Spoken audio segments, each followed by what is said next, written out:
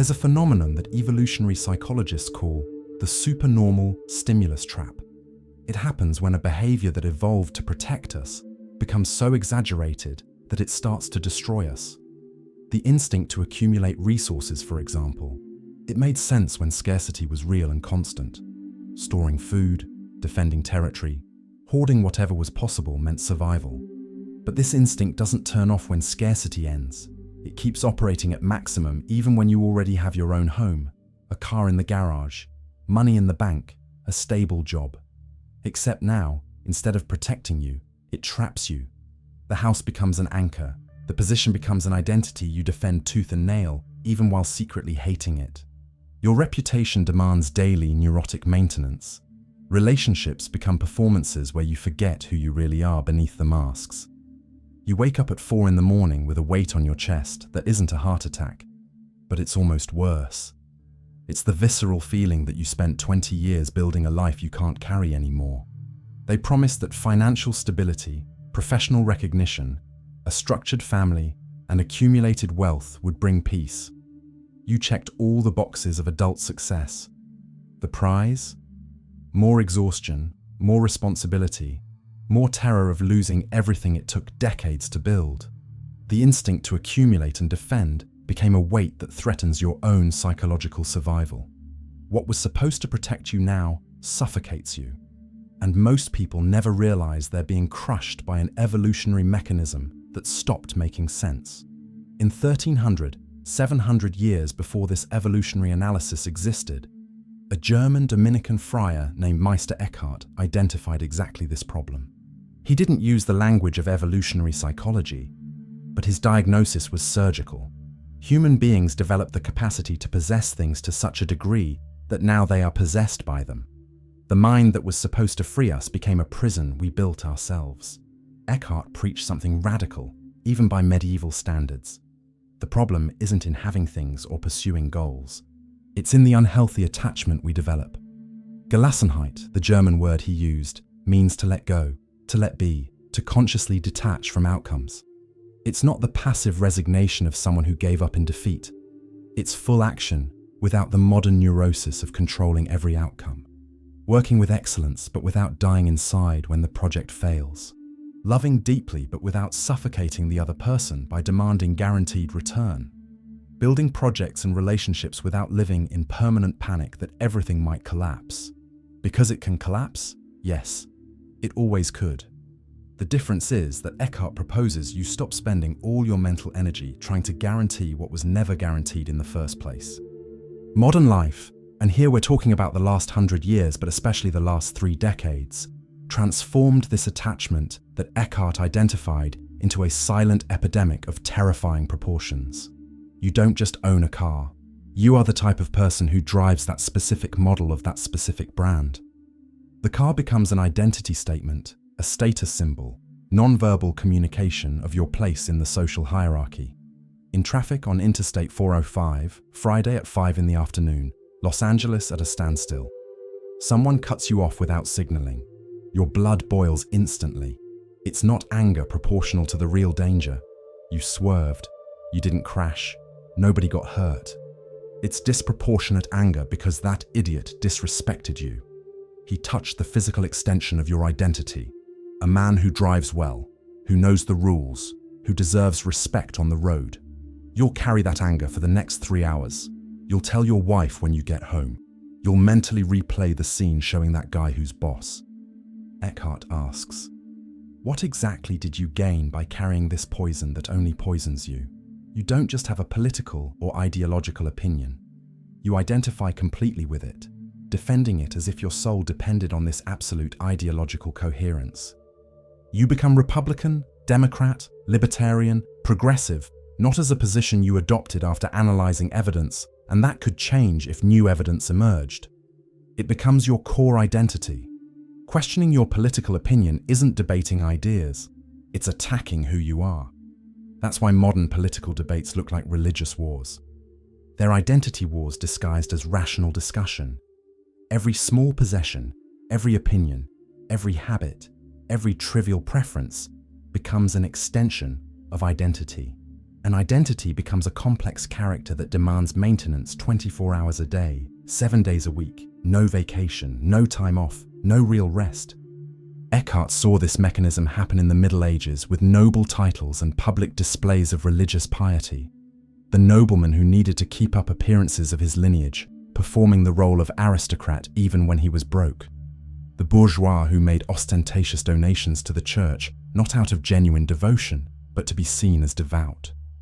Today the mechanism is identical. It just changed clothes.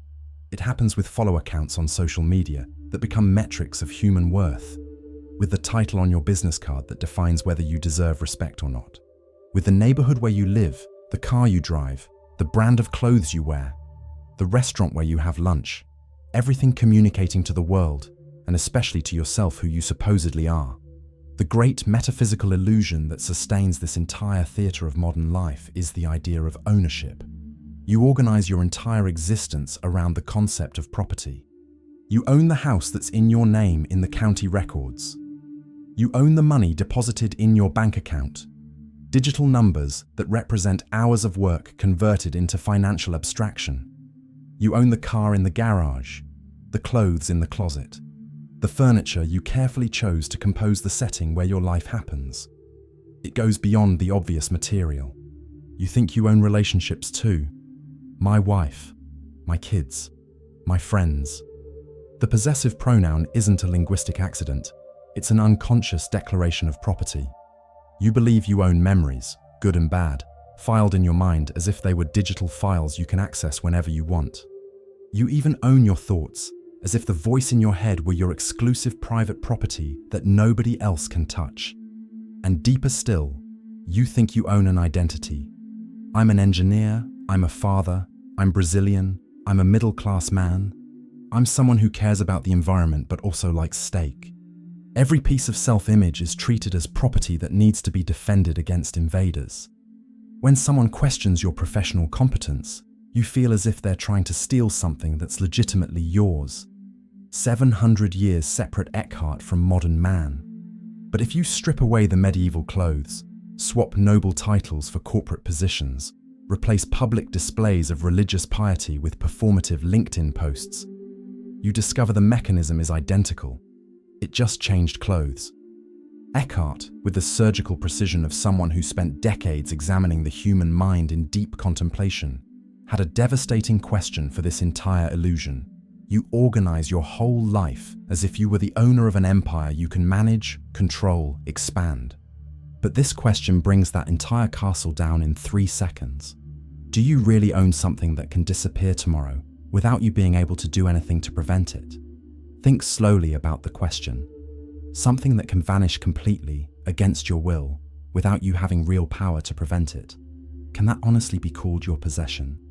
The financial market collapses, something that happens cyclically throughout history, and half the wealth you spent 20 years accumulating evaporates in weeks. You didn't do anything wrong. You worked right, saved, invested following expert advice. But global economic forces you don't even fully understand erased numbers from your account. Did you own that money? Or did you just have temporary access to it while circumstances allowed? A medical diagnosis arrives on an ordinary Tuesday. Aggressive cancer, 6 months to live if you're lucky. All the careful plans for the next 5, 10, 20 years turn to dust instantly. The scheduled meetings, the planned trips, the long-term projects, everything loses meaning. Did you own that planned future? Or were you just borrowing confidence that had no guarantee at all? Someone you love deeply dies. Car accident, heart attack, sudden illness, random violence. 1 second the person is alive, the next they're dead, and you discover in brutal fashion that you never had any real control over keeping that person alive. No matter how much you loved them, how much you worried, how much you tried to protect them, their life was never your possession. It never was. Eckhart isn't being nihilistic or pessimistic. He's being surgically realistic. If you never really owned anything, then you never actually had anything to lose. This sentence sounds like empty philosophical wordplay when you read it quickly, but feel it slowly. Let it settle. Because if you truly internalize, not just intellectually but in your nervous system, that you never owned anything, then what exactly do you have to lose? The fear of losing is what keeps you awake at 3 a.m. with your heart racing for no apparent reason. It's the background anxiety that doesn't disappear even on expensive vacations at a paradise resort. It's what makes you say yes when you wanted to say no, because refusing might cost you the image of being helpful. It's what drives you to work until physical and mental exhaustion to maintain a standard of living that you yourself invented and that nobody forced you to pursue. It's what makes you pretend to agree with people you don't respect, just to preserve superficial peace or keep doors open that you might never need to walk through. It's what prevents you from speaking inconvenient truth, from making a necessary but risky change, from letting go of a relationship that died, but you insist on resuscitating because admitting failure hurts too much. Eckhart described this vicious cycle as living imprisoned in the illusion of being an owner. Modern man behaves like the owner of an imaginary empire, owner of the politically correct opinion or the bravely incorrect opinion, depending on which tribe he chose, owner of the impeccable professional image he built post by post on LinkedIn, owner of the meticulous control over how others perceive him, managing impressions like a marketing director manages a brand. Everything you believe you own becomes a hostage you need to protect against real or imaginary threats. And protecting hostages is a full-time job with no vacation, no time off, no real rest. You wake up in the morning and the first thing your mind does is check if all the hostages are still there, if nobody escaped during the night, if the prison walls are still standing. Is the bank account still at the balance you memorized? Did your professional reputation survive the last 24 hours intact? Are the important relationships still functioning within the parameters you established? Is the identity you cultivate still recognized and validated by the people who matter? This permanent state of vigilance drains psychological resources that could go toward creativity, toward genuine connection, toward real presence in the moment. You're always divided. Part of you lives the present experience. Another part is monitoring whether your symbolic possessions are still safe. Now imagine the complete opposite of this state of vigilance and fear. Having absolutely nothing to defend because you understood, not just intellectually but viscerally, that you never really possessed anything. It feels vertiginous on first contact with the idea. If I don't own anything, if I have nothing to defend, then who am I? Eckhart, who spent his entire life exploring these questions through deep contemplation rather than just abstract speculation, promises that this apparent void is actually the only real path to lasting peace. He called it Gelassenheit. Translating this medieval German word into modern English is a frustrating exercise because there's no exact equivalent that captures all the layers of meaning Eckhart stacked into it. Bernard McGinn, theologian at the University of Chicago and the foremost English language authority on Eckhart, observes that Gelassenheit is not passive resignation, but activity without agitation, engagement without anxiety. It's a paradox that the modern mind rejects because it was trained to believe that constant worry is a sign of responsibility. Eckhart proposes the opposite: total responsibility without the neurotic weight of controlling every outcome. Detachment captures part of it, but sounds too passive. Serenity comes close but is too weak. It doesn't convey the active and transformative nature. Letting go works better, but still lets nuances slip away. Perhaps active release, or conscious liberation, or engaged detachment come closer to the central idea. Here's how it works in everyday practice. You act with absolutely everything you have. You work with total dedication. Focus completely on the task. Employ your skills without reserve. You love without holding anything back. Give yourself to the relationship without calculating return. You decide and act without analysis paralysis. But in the exact moment after the action, you release the outcome. You don't keep ruminating about whether you did it right. You don't stay anxious waiting for external validation. You don't keep projecting future scenarios where that action will finally earn you the recognition you deserve. The image Eckhart frequently used was that of the Zen archer, a concept that coincidentally appears in Eastern traditions too, without any contact between them. The archer prepares completely. Correct posture, controlled breathing, absolute focus on the target. He pulls the bowstring with precise force, aims with all available attention. He releases the arrow and immediately, without pausing to admire its flight or agonize over its trajectory, he's already preparing the next one.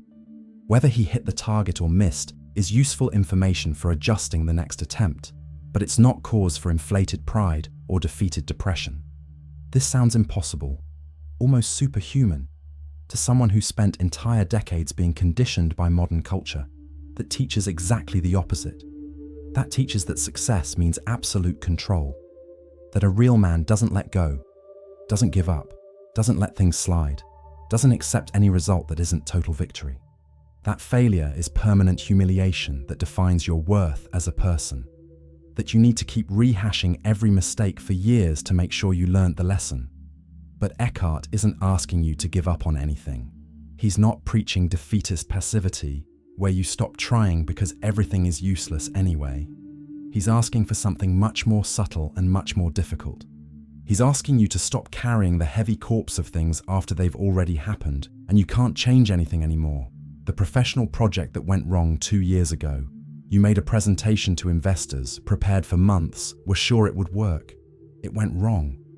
The investors refused, the project died, you felt deep humiliation. That happened 2 years ago, 2 full years. But you still relive the scene in your mind, still mount imaginary defenses, still explain to an invisible audience why it wasn't your fault, still feel shame burning when you remember. That's carrying a corpse. The project died, it really died, it's not coming back. But you keep carrying it, examining the decomposing body, trying to perform a definitive autopsy that explains everything. Eckhart asks, why are you still doing this? What exactly do you gain by keeping this corpse fresh in your memory? The romantic relationship that ended a decade ago. It ended badly, with betrayal or disappointment, or simply erosion that corroded everything. You suffered, processed it, moved on the surface. But deep down you're still defending your version of events to an imaginary jury, still constructing arguments about why you were right and the other person was wrong, still feeling residual anger or old resentment when something reminds you of that time. 10 years. An entire decade has passed. The person has probably changed completely. You've changed too. The context that existed back then doesn't exist anymore. But you still carry the narrative, still police the borders of the story you tell about it, still care about being right, even though nobody else is paying attention to this debate except you.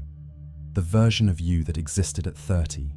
Thin, with a fast metabolism that forgave any excess, instant physical recovery, seemingly unlimited energy, boundless ambition, confidence that everything was still possible. That person died. Literally died. The cells of that body have been replaced multiple times.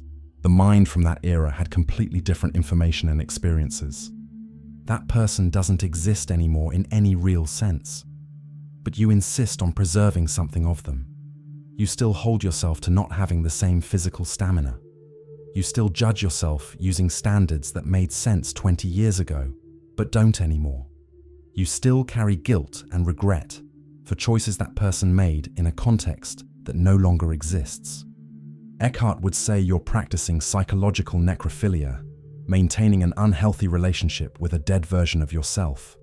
In the German sermons Eckhart preached, some to contemplative nuns in silent convents, others to noisy burghers in market squares, he returned repeatedly to a specific image that frightened his more conservative listeners: the fertile void. Abgeschiedenheit in medieval German, a word meaning separation, distancing, detachment, but not separation from the material world as the radical monks preached, separation from attachment to the world, which is something completely different. Oliver Davies, of King's College London, translator of Eckhart's German sermons, argues that Abgeschiedenheit is not escape from the world, but freedom within involvement. The medieval monk who isolated himself in the desert was, according to Eckhart, practicing the wrong type of separation.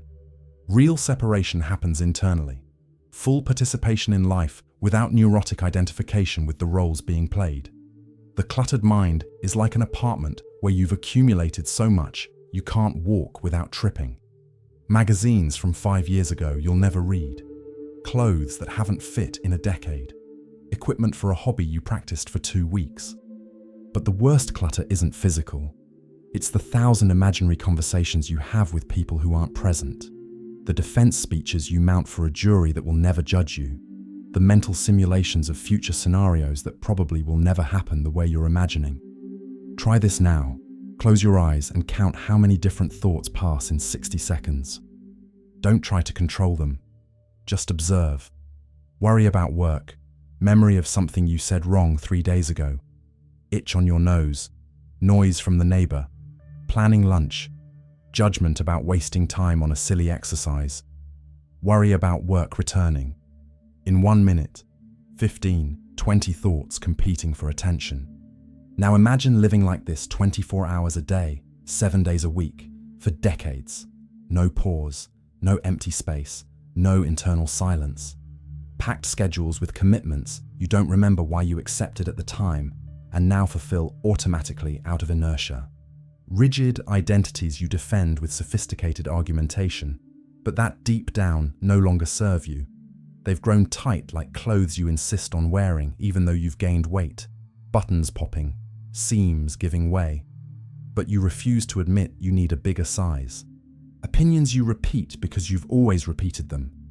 Ideological positions you inherited from family or social group and never really examined to see if they still make sense in light of the experience you've accumulated.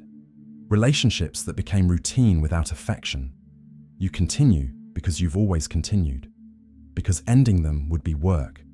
Because imagining an alternative scares you more than staying in the familiar discomfort. Physical objects too, obviously. The garage full of hobby equipment you used for 2 months 5 years ago and never touched again, but can't donate. Because what if one day you want to go back to it?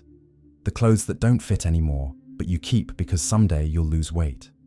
The books you bought to demonstrate erudition but will never read because the real interest never existed. But the worst clutter, the kind that really suffocates, isn't physical. It's mental and emotional. 1,000 small worries you carry like stones in your pocket. What so-and-so will think if you do this. How what's-his-name will react if you say that. Whether whomever is still upset about something that happened 6 months ago. Whether you're meeting the expectations that someone deposited in you without even asking permission to deposit them. Future plans you made years ago that no longer make sense, but you feel obligated to pursue because you've already invested so much time. Old dreams you no longer know if they're yours or if they were planted by family or social pressure. Idealized versions of who you should be competing with who you really are and generating constant guilt over the distance between the two. Eckhart says, emptying is not impoverishing. It's exactly the opposite. It's creating space. Have you ever walked into an empty room after a complete move? After they took out all the furniture, all the objects, all the accumulated decoration? The physical sensation of air circulating freely, of being able to breathe deeply for the first time in months without feeling the space pressing against you, of open possibility, of being able to imagine any new arrangement because you're not limited by what's already there. The mind desperately needs this. It needs moments, at least brief ones, of real emptiness, where there's no compulsive thought about a past that doesn't change or a future that hasn't arrived, where there's no identity being defended or attacked, where there's no constant judgment of yourself or others, just empty, silent, fertile space. Fertile is the key word Eckhart emphasized. The void is not an end in itself. The goal isn't to stay permanently empty like a Buddhist statue in eternal meditation pose. The void is a necessary condition for something genuinely new to be born. Because real creativity, true clarity, unexpected solutions to old problems never come from accumulating more information, more planning, more control. They come from the space between things, from the silence between notes in music, from the void between thoughts. You've probably experienced this without naming it. That sudden insight that arrived when you stopped forcing a solution and went to take a shower. The clear answer that appeared when you were walking without thinking about anything specific. The right decision that became obvious when you finally stopped making lists of pros and cons and just sat in silence. Eckhart described this in 1300 using mystical language. Modern neuroscience is discovering the same mechanism 700 years later, just with MRI machines and technical jargon.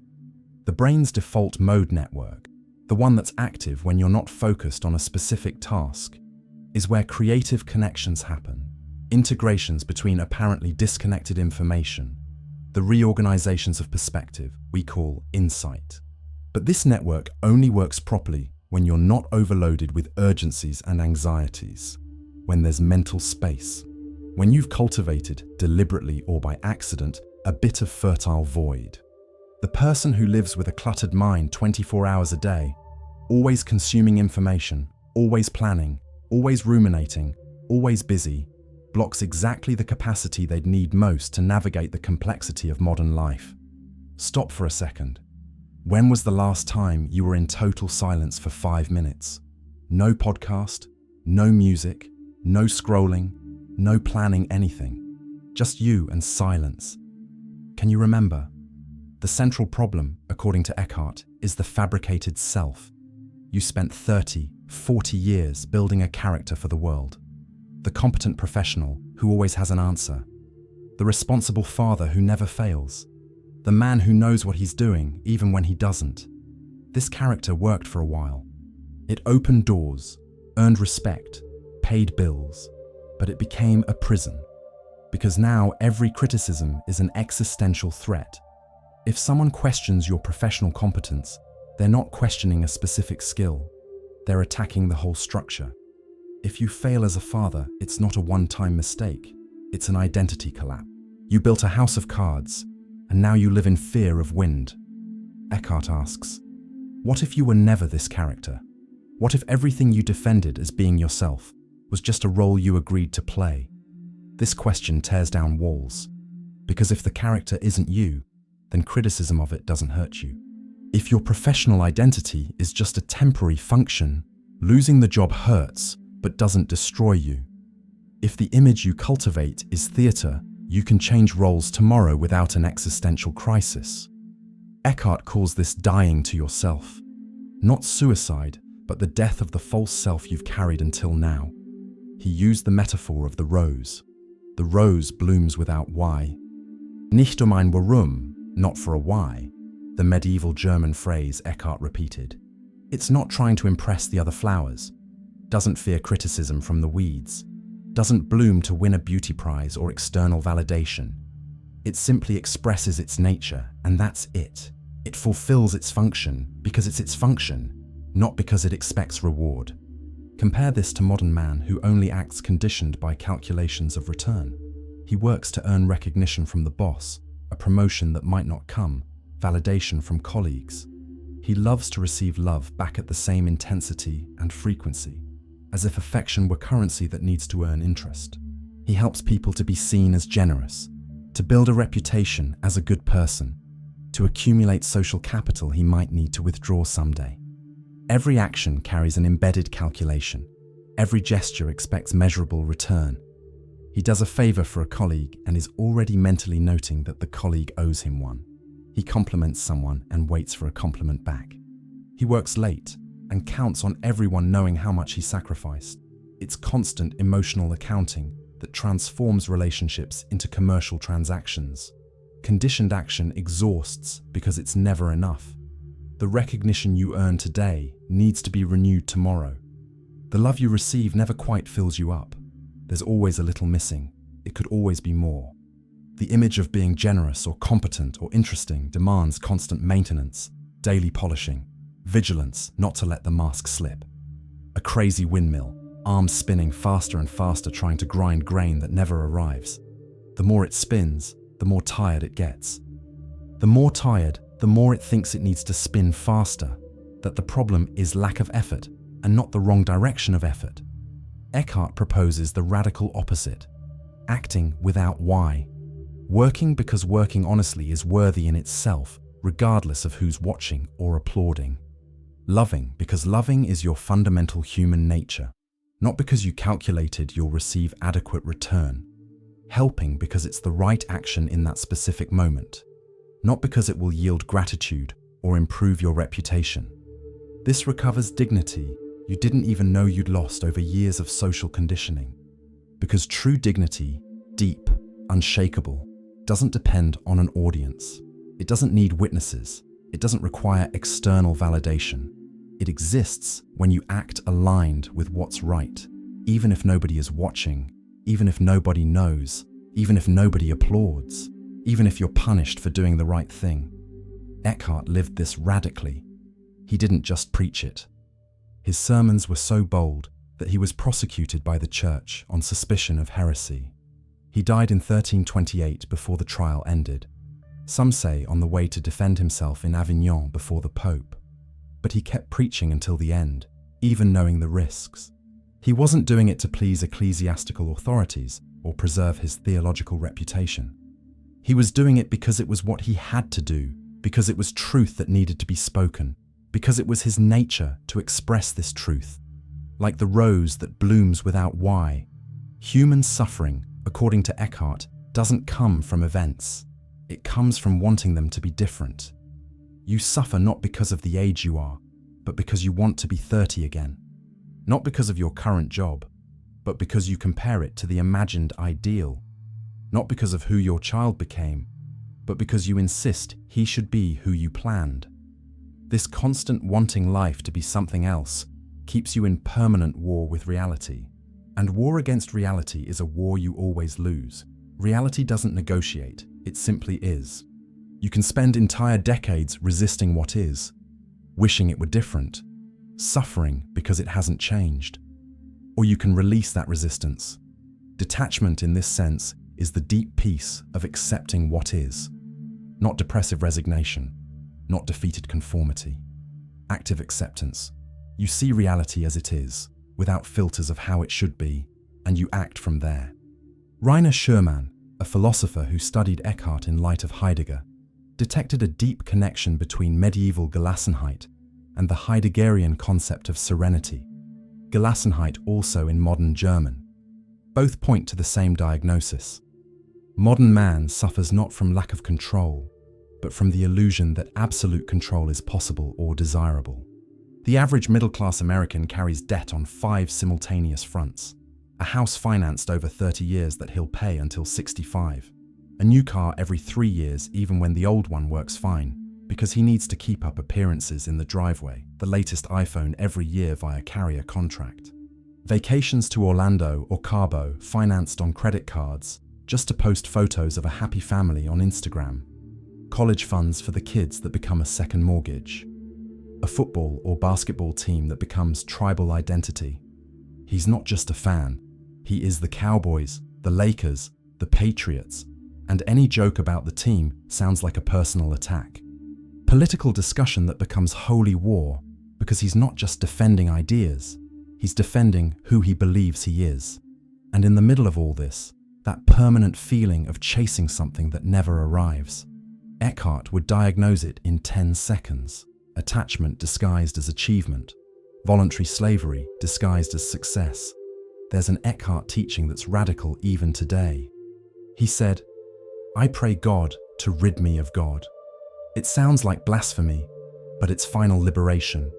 Because even the idea of God can become attachment, the comfortable image of a heavenly Father who solves problems. The spiritual bargain where you behave well and expect reward. The belief that gives you security but also locks you in an ideological box. For the modern man who might not be religious, the lesson applies equally. Even your life philosophies can be sophisticated cages.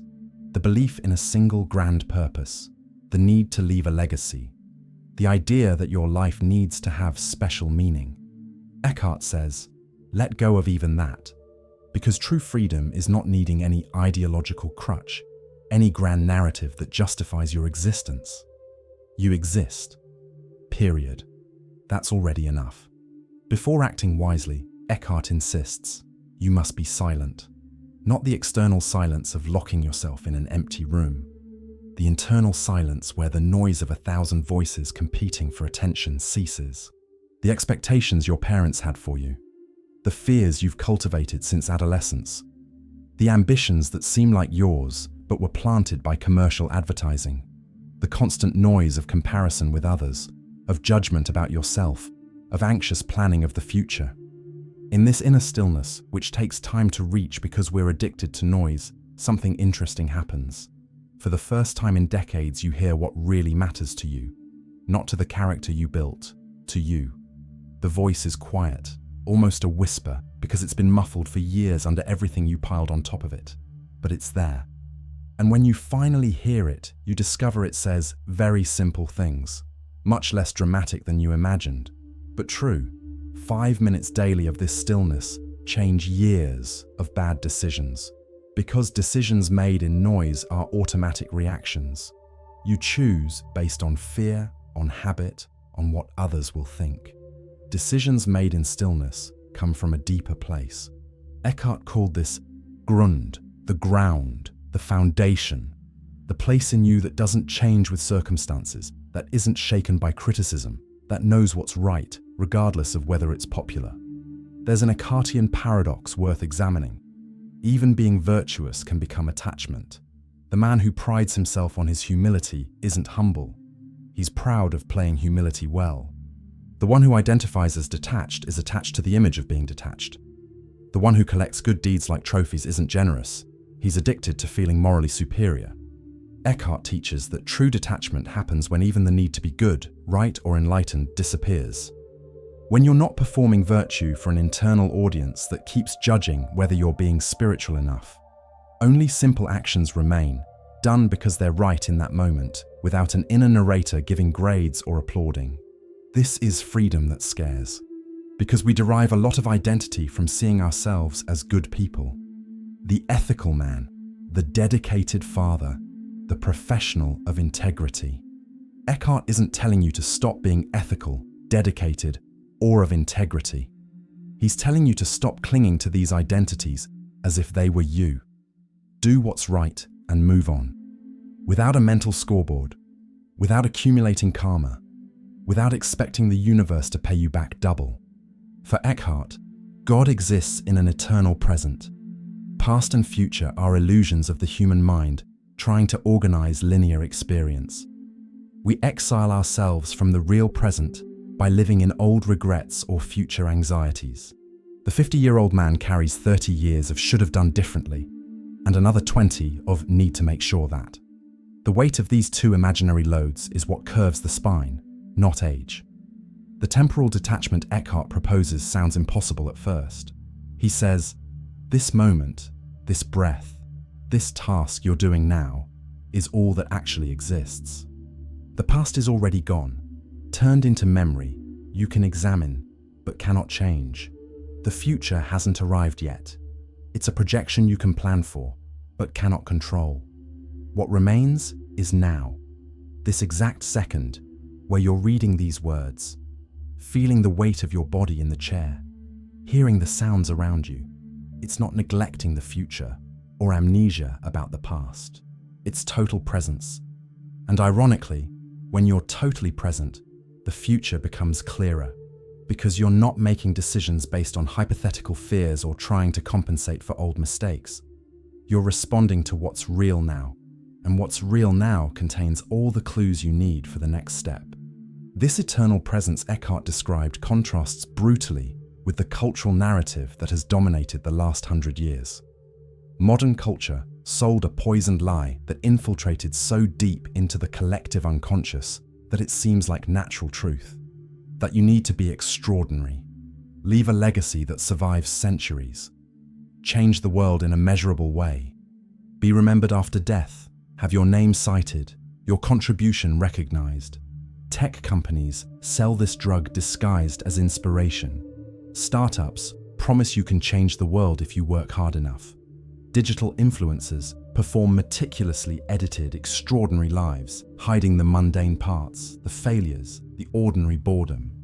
And you, in the middle of this incessant propaganda, start to internalize that a common, simple, ordinary life is a wasted life. The accountant who does spreadsheets, the teacher who teaches children to read, the bus driver who takes people to work, the nurse who cares for patients during night shifts, the father who works a job he doesn't love to pay for his kids' school. Common lives that sustain society, but that modern cultural narrative treats as failure, as lack of ambition. Eckhart offers radical relief against this psychological pressure. You don't need to be special.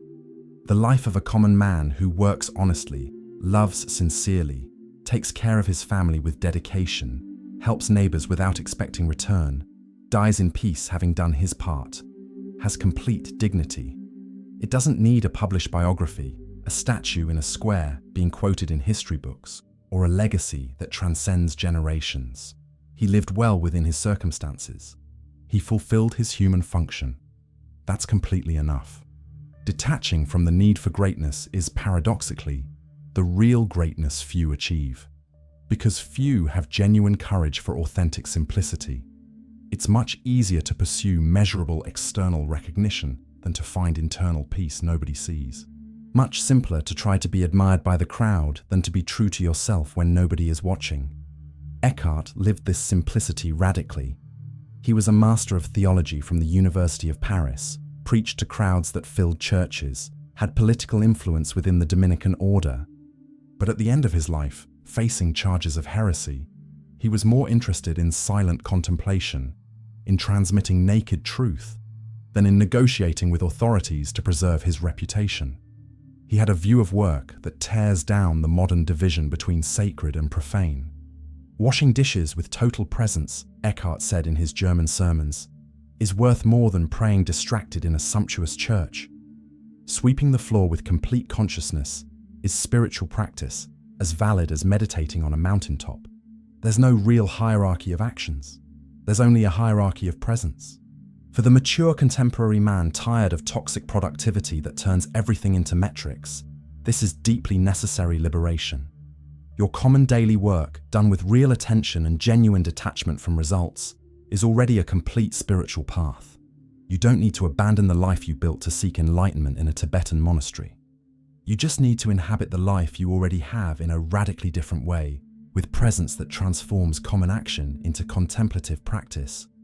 The accountant closing balance sheets with full attention is practicing the same thing as a monk on retreat. The rideshare driver who drives present without ruminating on the past or anxiously planning the future is on the path. The nurse caring for patients during a night shift with total presence is practicing. The teacher grading papers with genuine attention to each student is meditating. The gardener trimming the lawn without thinking about the next commitment is on the path. The difference isn't in what you do, it's in how you are while you do it. There's a type of attachment Eckhart identified that is especially painful. Attachment to the past. Not just to memories, but to old versions of yourself. You're no longer the 30-year-old man with fast metabolism and instant recovery. You're no longer the professional on a meteoric rise. You're no longer the father of small children who saw you as an absolute hero. But you keep carrying guilt, pride, and traumas from these old versions as if they were still real. Eckhart quotes Jesus, "Let the dead bury their dead," and applies it radically. This includes dead versions of yourself. The ambitious young man you were died. The man without wrinkles or chronic pain died. The person who made that mistake 20 years ago died. Carrying these corpses is psychological necrophilia. Detachment from the past isn't convenient amnesia. You don't erase memory or deny history, but you refuse to let it govern the present. Every morning is an opportunity not to carry the weight of who you were. You can examine the past, learn from it, even feel gratitude for it. But you don't need to inhabit it as if you were still there. Consciously choose what to bring to today. The lessons learned, yes. The wisdom gained, of course. But the rigid identity, the ruminated regrets, the pride you defend like a lawyer defends a guilty client, let them die. You'll discover you're much lighter walking without carrying mummies. Eckhart wasn't just a theoretical philosopher. He proposed concrete practices. One of the simplest and most powerful, daily renunciation. Not the dramatic grand renunciation of abandoning everything to become a monk. The small, almost trivial renunciation, repeated every day until it becomes a deep habit. Here's how it works. Daily, you choose a small desire and consciously let go of it. It doesn't need to be the big dramatic decision, just the silly preference from day to day. Week 1. Let go of trivial preferences. the place where you always sit, the order you always do things, the route you always take to work. Not because these things really matter, but because you're training the muscle of letting go, strengthening this capacity. Week 2, let go of small desires in conversations, the compulsive need to correct irrelevant information, the urgency to give your opinion about absolutely everything, the automatic impulse to tell your story when someone is telling theirs. Let it pass. Observe with curiosity the discomfort that arises from not controlling the direction of the conversation. Week 3, let go of small identities. Participate in a meeting where you don't need to be the smartest person in the room. Go to a party where you don't need to be the most interesting. Spend an entire day where you don't need to prove anything to anyone, not even to yourself. See with attention what happens when you simply stop performing a character. Month 2 and beyond. The bigger renunciations start happening naturally, almost on their own. You notice you've let go of heavy attachments without even having consciously planned it, because the muscle got strong and flexible with constant training on small things. These micro-renunciations seem insignificant when you look at them in isolation, and they are.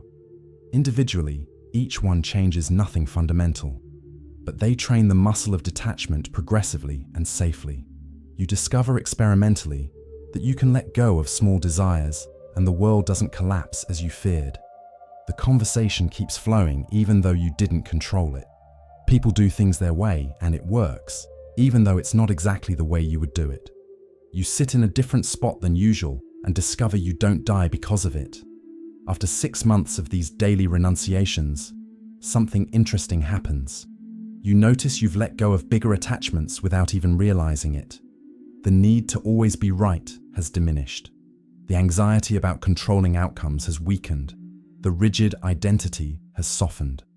And you weren't even working on this directly. You were just practicing letting go of small things. And the big ones let go on their own. Start today, right now, while you're still reading. What small desire can you let go of in the next few hours? What trivial preference can you release just to practice?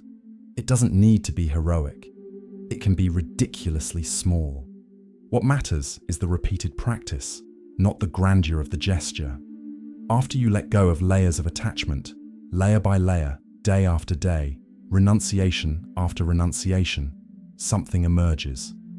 Eckhart promised this in his sermons, and he was right. It's not a desolate void that remains, it's luminous clarity. You finally see what really matters because you removed the clutter that was blocking the view. Dennis Turner of Cambridge summarizes Eckhart's teaching in a surgical phrase. Eckhart doesn't ask you to give up anything.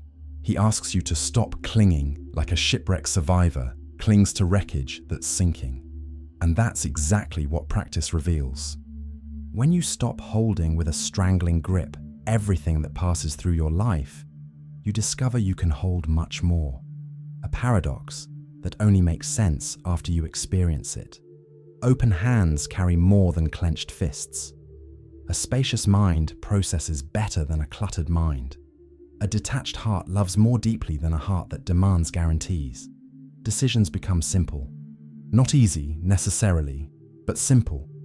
Because you're no longer making complex calculations trying to please everyone, preserve all identities, control all outcomes. You see what needs to be done, and you do it. The energy you use to spend on anxiety and ego defense returns. You discover you have more strength than you imagined. You were just wasting it on internal wars nobody wins. The peace that arrives doesn't depend on external circumstances. That's the strangest and most liberating thing. You can be in the middle of real problems, facing objective difficulties, and still have underlying peace. Because peace no longer comes from everything being under control. It comes from no longer needing everything to be under control. It comes from having released the illusion that total control was ever possible.